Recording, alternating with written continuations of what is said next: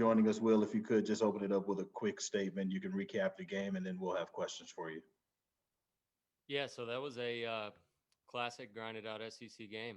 Um, really good competition. That team played to the last pitch, and we did too. And unfortunately, we came out on the bottom end of that. So we need to figure out a way to get another shot at them. But right now, we're just focused on next game. All right, thanks, Will. Questions now. We'll start with Wes. Yeah, well, I guess what did you see on that play, that slide with Max at the end of the game? Have you been able to see a replay of it yet? And what was your thoughts of that play in general? Um, I'm not an umpire, Wes. I mean, I'm just gonna take the route of that's the call that was made, so we deal with that. Based on the replay that was on the scoreboard, I really didn't get a great look at it. I've got Mike next. Yeah, Will, when did you find out you were going to be the guy today, and how did you feel the outing was for you? On Sunday, uh, Coach V texted me and said, "You got the ball game won."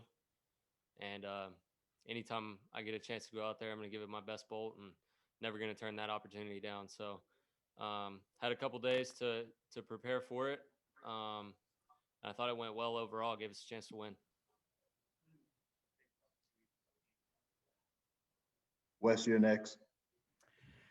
Yeah, well, I guess what were your thoughts on sort of what was working today? I mean, other than a couple spots here and there, it looked like you were pretty sharp. Yeah, I had good command of my fastball early on, and then was able to land the off speed, which is always a big. It's necessary for me to have success. So that's kind of the way it went. And then they hit a couple balls hard right at us, and we played really sharp on defense behind me all day. Um, and I didn't expect anything less. This team comes into this atmosphere, and it's what we thrive on, and we really were looking forward to it. So it burns a little bit that we came out on the bottom end, but I thought we played really well. What kind of response do you expect tomorrow from the guys? I mean, when typically when you all have lost some of these, maybe SEC Friday night games, you've typically bounced back Saturday and been okay. I mean, what kind of response do you expect tomorrow? Yeah, we got Chad Dallas on the bump, so that tells you everything you need to know. I think you're going to see a determined team per usual tomorrow.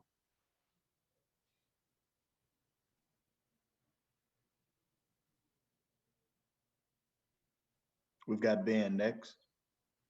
Yeah, well, just a similar question to Wes. It's just kind of what was the message after the game there from the coaches out in the outfield? Can you repeat that? Sorry.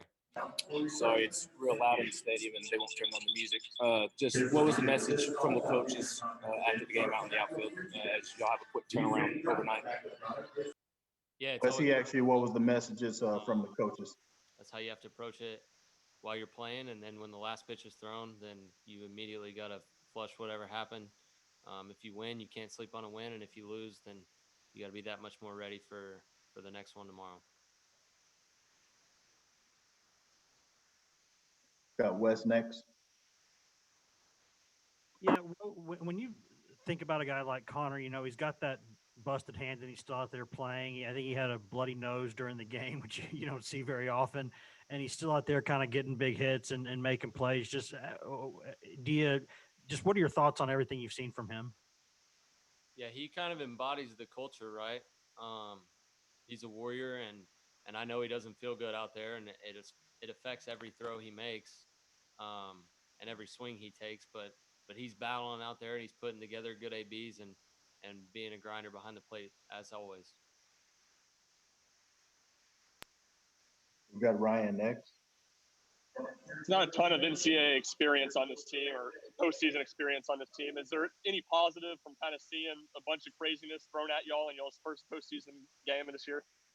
Yeah, anytime you come to the park, you're liable to see something you've never seen before. So there were a couple instances today where that was definitely the case for me, and I'd imagine for a lot of other people.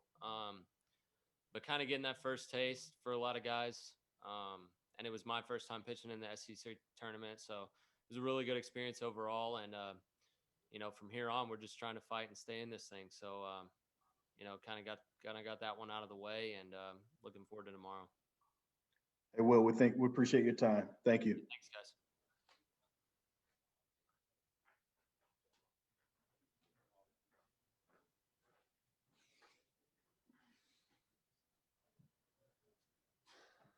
Having some audio issues. Can you spell your name for me real quick and just pronounce it? Thank you.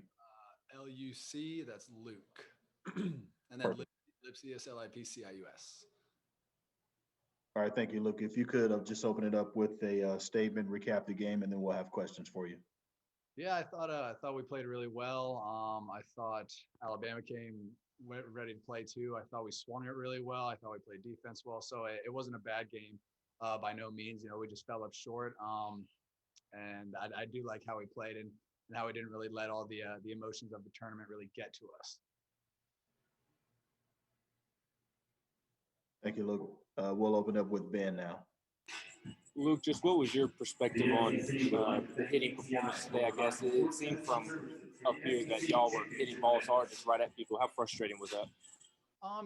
It's frustrating, but every time it happens, we know it helps us win.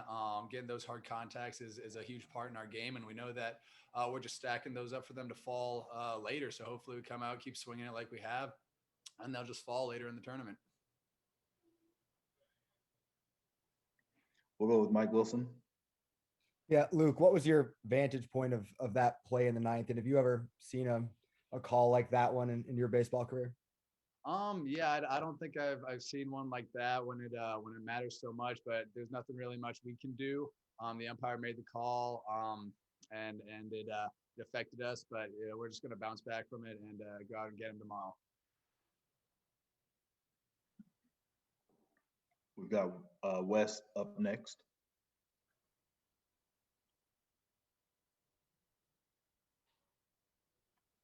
We can come back to Wes. Ryan? Yeah, I got you. Wes is here. Can you hear me? Yep, go ahead, Wes. Yeah, Luke, Tony was, talking about maybe a week or two ago saying that you had the hardest, kind of hard hit or the best hard hit percentage on the team. And you were talking today about hitting some balls right at people. Does it feel like that's been a story of the season for you? It just seems like the at-bats that you've had and the actual numbers that have produced from it don't look like they match. How tough has it been to fight through all that? Yeah, it is a grind, hitting hard balls at people all over the park. But also it brings confidence knowing that you're not getting beat. Really, you're just having a little bit of bad luck. And then also, one thing that's really helped me is telling myself that they're gonna fall. And so, it's good to get hot at the right time. And I'd love for them to start falling in the postseason. I had a pretty good day today, and so we'll try to keep it rolling. But it's just a testament to the rest of our team, not only me, is that we love hitting the ball hard, and I don't think it really gets us down whether the other team catches it or whether it gets down. So we're just going to keep on going with our approach and hit balls hard. Ryan, you're next. You mentioned feeling like the team handled the stage well. Did you see a difference kind of from 2019 when y'all were here for the first time and however many years to this year and kind of the maturity and approach of the team? Yeah, it's funny because in that 2019 team, I was injured, so I was actually watching from the stands. So I couldn't really feel what was going on in the dugout. But from what I saw, there was absolutely no back down from us. People were quiet in their swings. Defense wasn't bad. Pitching was phenomenal again. So yeah, I thought we were very composed for a lot of our guys' first SEC tournament, which brings a lot of confidence to us moving forward, especially with Chad Dallas on the bump tomorrow.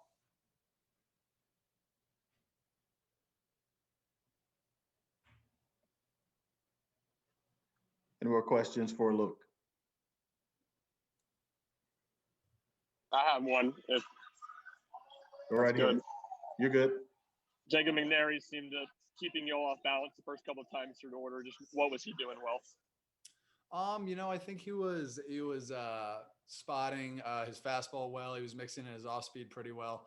And I think we just got a little bit too under the ball. We heard on the scouting report he had a lot of arm side run on his ball, so we really focused on getting to the inside of it. And I think we got just under a few balls, so it's not like we were striking out every time, missing it completely. But he did keep us off balance and was able to get those fly ball outs.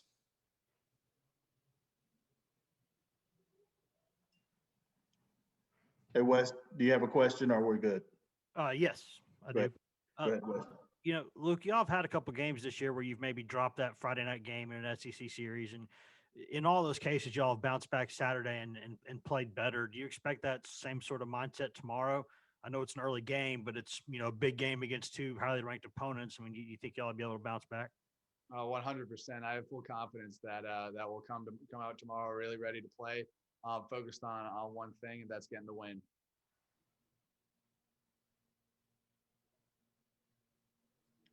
I think we got them all, Luke. Thank you for your time, sir. All right, thank you guys. All right.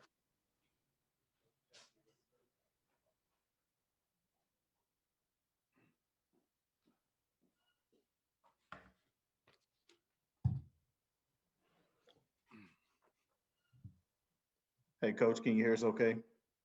I can. Can you hear me all right? Yes, sir. Thank you. If you could just opening up with a quick statement and we'll have questions for you.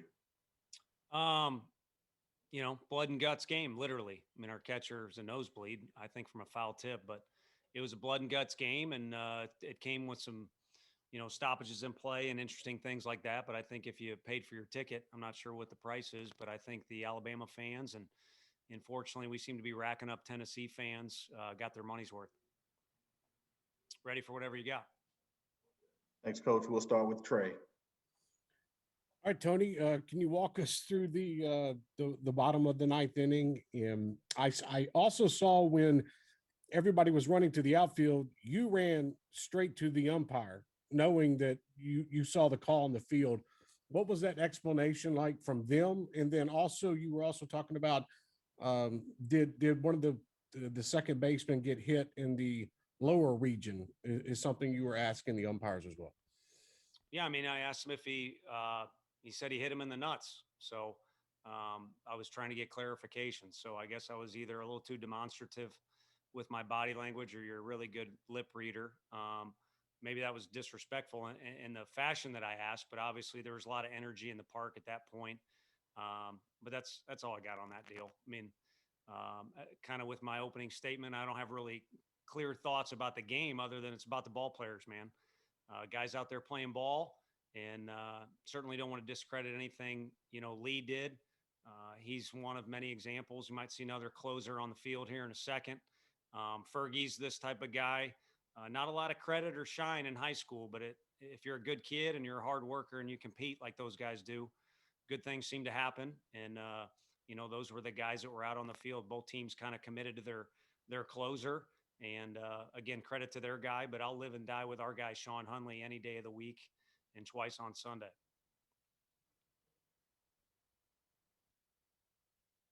Got Ben next.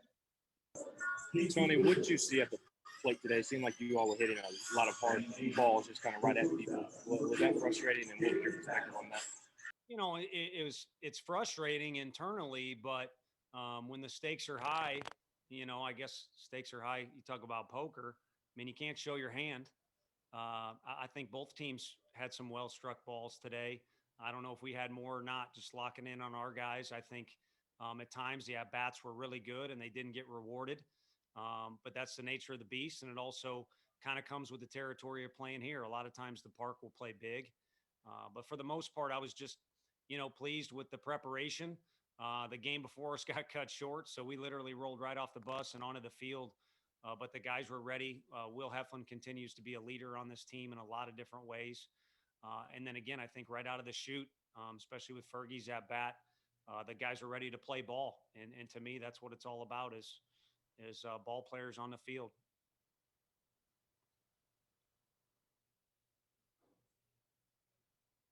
Got Mike next. Yeah, Tony, sorry to go back to it, but what did you see on the play in the ninth? And then you mentioned the kind of contact. I saw Max slide straight into the base. So again, maybe too demonstrative. I mean, still young and dumb. So sometimes my etiquette isn't the best, but that's why I was pointing to the slide mark there, was that he slid straight into the base.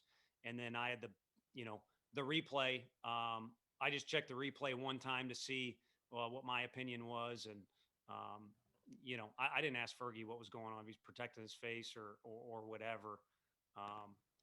So that's my read. Is a pitcher made a great pitch. One of the best players ever to play at Tennessee did what he needed to do. Short through the middle was kind of what we were talking about against a good, a pretty dang good pitcher with a lot of movement. And we want to play ball hard. There's teams here probably with more talent than us, so we want to play hard. And we anticipate or expect our guys to run as fast as they can from point A to point B. And in my opinion, that's what Rucker and Fergie did in that situation.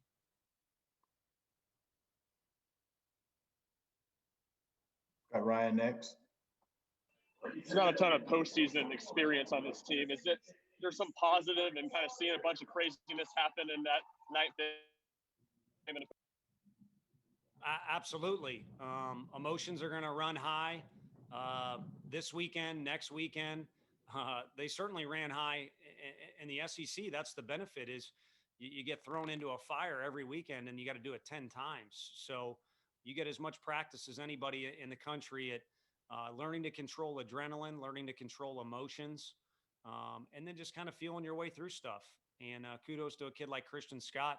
He almost hit a game-tying homer, I think, last year or the last time we were here against Auburn, and he came off the bench and was phenomenal for us today. And a lot of that has to do with him controlling his emotions. He's come a long way from, what he was as a freshman that year he did that. And Sean Hunley's got the world coming down around him. It seems like every time he's out there, but in particular today. But he led by example by controlling his emotions.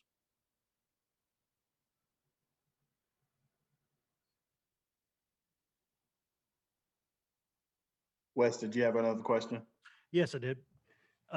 Tony, you said several times this is, about the players, and it's sort of your reaction. What happened in the ninth is you say it's about the players. How do you explain something like that to your players? Do you just say, guys, bad luck, it happens, or how do you explain that to them? And also, do you still want clarification from the SEC or on that call, or are you okay with it now? No, I mean, I'm not okay with it, but I'm not okay with losing either. But you either win or you learn. And we talked about some things we could learn from in the outfield. And I didn't really explain it to them. I mean, they know by now. I mean, there's verbiage and things like that. You show up, better play ball, man. This is not an easy jersey to wear. And we take pride in that. And I'm sure every other team does here too. This is the SEC. This tournament's a big deal. So you show up and you play ball. And then at the end of the day, the scoreboard will tell you who did that better. And regardless of how we got there, their guys had a gutty performance, as did ours. And the scoreboard says we were an inch or however many inches you want to call it short today. And our guys can either go home and we got some time, not a lot of time before you wake up early in the morning, but they can either be frustrated by it or maybe use it as fuel. Time for one more question. We'll get Mike in.